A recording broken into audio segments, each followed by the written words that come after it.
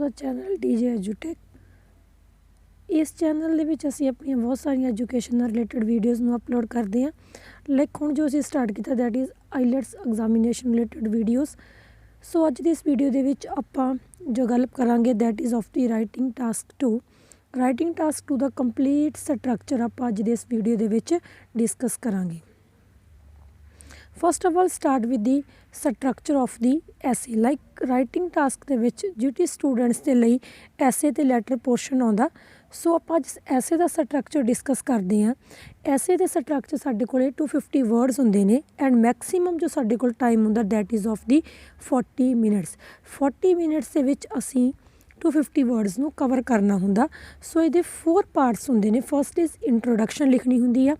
Second असीं body paragraph 1 लिखांगे and third असी body paragraph 2 and last असी उन्होंने की करांगे कनकलूड करांगे पूरे दे पूरे अपने ऐसे नूं।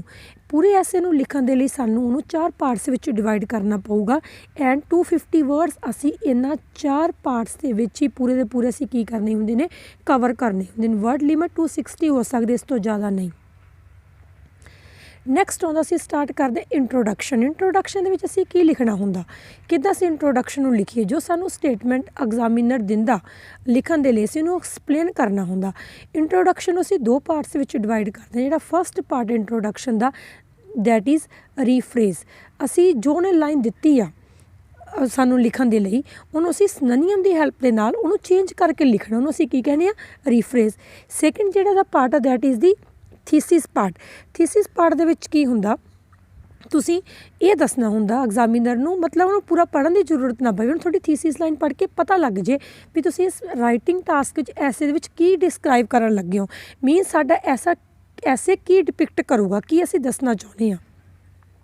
नैक्सट आउंदा बॉडी पैराग्राफ 1 और बॉडी पैराग्राफ 2।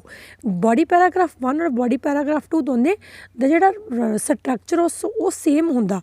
इन्हां दे विच असीं की लिखांगे, असीं बॉडी पैराग्राफ नूं भी असीं 4 पार्ट्स विच ही डिवाइड करांगे। सब तो पहला साडे कोल आऊगी टास्क स्टेटमेंट जो असीं दसनी चाहुंदे आ।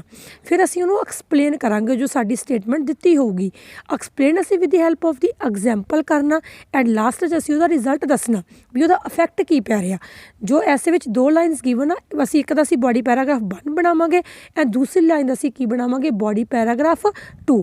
But body paragraph 1 and 2 have the same structure. So जिहड़ी राइटिंग टास्क आ साडी, राइटिंग टास्क जिहड़ी साडी that is a 4 step approach. एक 4 स्टैप अप्रोच है जो असी राइटिंग टास्क नूं लिखण दे लई पूरा असी राइटिंग टास्क नूं कंप्लीट करन दे लई असी 4 स्टैप अप्रोच नूं की करदे आ, फॉलो करदे आ। जो साडी 4 स्टैप अप्रोच दा जिहड़ा साडा दैट इज़ फस्ट पोर्शन आ, फस्ट जिहड़ा साडा पार्ट आ, साडा फस्ट पार्ट हैगा वा दैट इज़ डिसाइड। सब तो पहला अस डिसाइड योर पोजीशन। तुसी अपनी पोजीशन नूं डिसाइड करना, तुहाडी पोजीशन है की आ। पोजीशन तुसी किहड़ी पोजीशन च किद्दां तुसी लिखना, की तुसी करना, तुहाडी पोजीशन तुहानूं सब तो पहला की होनी चाहिदी आ, क्लीयर होनी चाहिए। सैकेंडली किसी भी चीज़ नूं लिखण दे लई साडे कोल आइडियाज़ दा होना बहुत ज़रूरी आ। सो राइटिंग टास्क दे लई भी असीं अपने आइडियाज़ नूं की करांगे, सैकेंडली जनरेट करांगे। जदों असीं अपने आइडियाज़ नूं जनरेट कर लिया, साडे आइडियाज़ साडे कोल बहुत ज़्यादा आ बट असीं उहनां नूं डिवैलप किद्दां करना, उहनां नूं मतलब उन्होंने लिखना किद्दां। सो उन्होंने लॉजिकली किहड़े वे च लिखांगे, वो साडा नैक्सट पार्ट आ दैट इज़ अपने आइडियाज़ नूं लॉजिकली डिवैलप करना। एंड लास्ट होंदा असैसमेंट।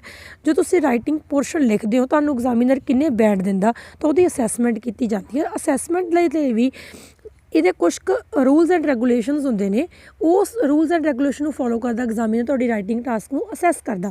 सब तो पहला ਤੁਸੀਂ टास्क ਦਾ रिस्पॉन्स किद्दां ਦਿੱਤਾ। सैकेंड ਤੁਸੀਂ कोहीजन ਤੇ कोहेरेंस किन्नी यूज़ करी। थर्ड ਤੁਸੀਂ किद्दां ਦੇ लैक्सीकल रिसोर्सिस किद्दां ਦੇ वर्ड्स किद्दां ਦੀ वकैब यूज़ करदे हो। एंड लास्ट ਤੁਹਾਡੀ ਜਿਹੜੀ ग्रामैटिकल रेंज आ ਉਹ ਕਿੰਨੀ ਆ ਤੇ ਤੁਹਾਡੀ ਐਕੂਰੇसी ग्रामैटिकल रेंज ਦੀ ਕਿੰਨੀ हैगी आ। इन्हां 4 चीज़ों के नाल तां एग्जामिनर तुहानूं आईलैट्स राइटिंग टास्क के बैंड्स नूं असाइन करदा।